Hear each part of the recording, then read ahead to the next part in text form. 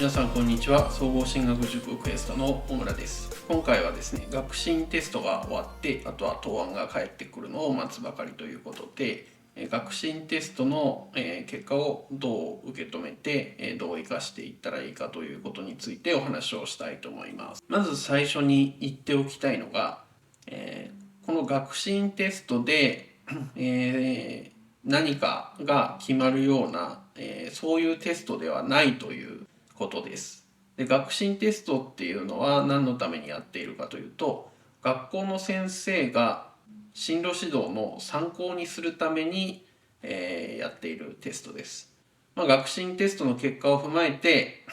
この学校行きたいんだったらもうちょっと頑張った方がいいねとか、この学校にチャレンジするんだったらもうちょっと、併願校を下げた方がいいかもしれないねという、そういった、形で、進路指導というものがこの学信テストの結果について行われます。ですから、学信テストで何かが決まるわけではないです。なので、この学信テストっていうのは、その結果でね、受かるとか受からないとかっていう話をするんじゃなくて、この結果を見て、入試に向けてどうやって勉強したらいいのかというのを考えるっていうのが、学信テストの正しい使い方、受け止め方です。まず点数の受け止め方ですけど、これは県内の学習塾がボーダーラインという目安の得点を出していたりしますが、この段階で出る点数っていうのはそこまで気にしなくても大丈夫です。ただその自分が志望校にしてる学校と自分の学力の差が開きすぎてないかどうかっていうのを見る目安にはなります。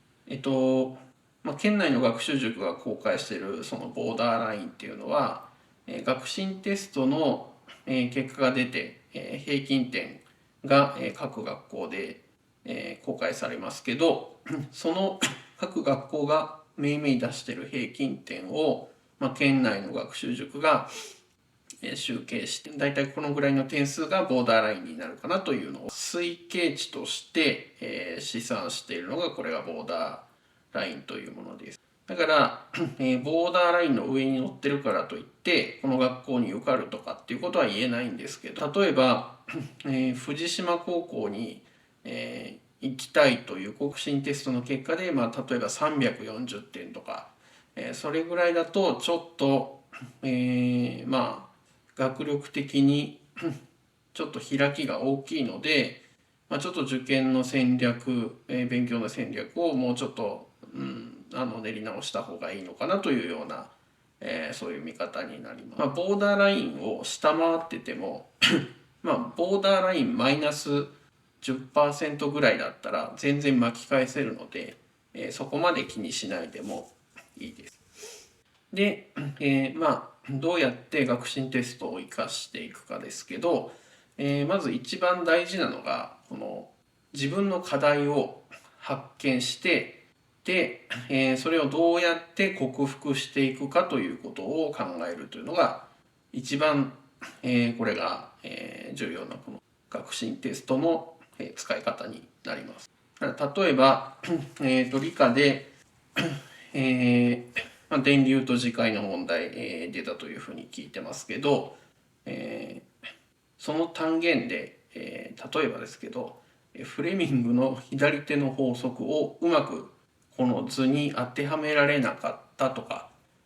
そういう、まず具体的な課題を見つけます。理科ができなかったとか電気の単元がダメだったとかっていうそういうぼやっとしたことじゃなくて、具体的にどういうところがこのテストでネックになったかというのをまず見つけます。でそれに対してどういう対策をしていったらそのネックがクリアできるかっていうのを考えます。これも具体的に考えてれば考えてるほどよくて、例えばさっきの例だとフレーミングの左手の法則を使ったモーターのその電流の方向と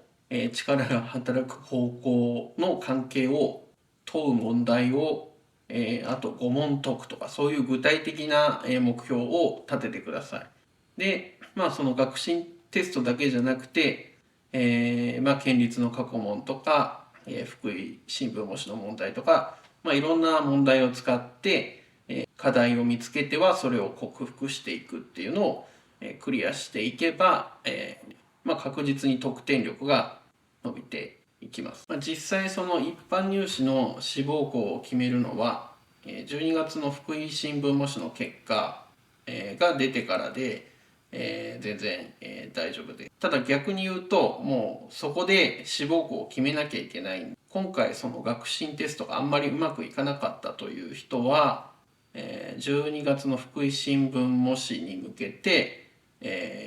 もう完全に本気モードになって、しっかり準備を、してください。ここで、志望校を受けるのに、十分な学力が、ついてないっていうことになると、ちょっとその後の展開が探り探りになってきてしまうので、ちょっと、戦いづらくなってしまうっていうのがあるので、12月の福井新聞もしっかり準備して全力で受けて、結果を出すということに、集中してもらえばいいかなと思います。細かい話はね、ブログの記事にも書いてあるんで、そちらをちょっと読んでいただくといいかなと思います。はい。というわけでね、もう入試が近づいてきて、いよいよという、時期ですけど、皆さん体調を崩さないように、体を大事にして、勉強で全力を尽くしてください。はい。じゃあまた次の動画でお会いしましょう。さよなら。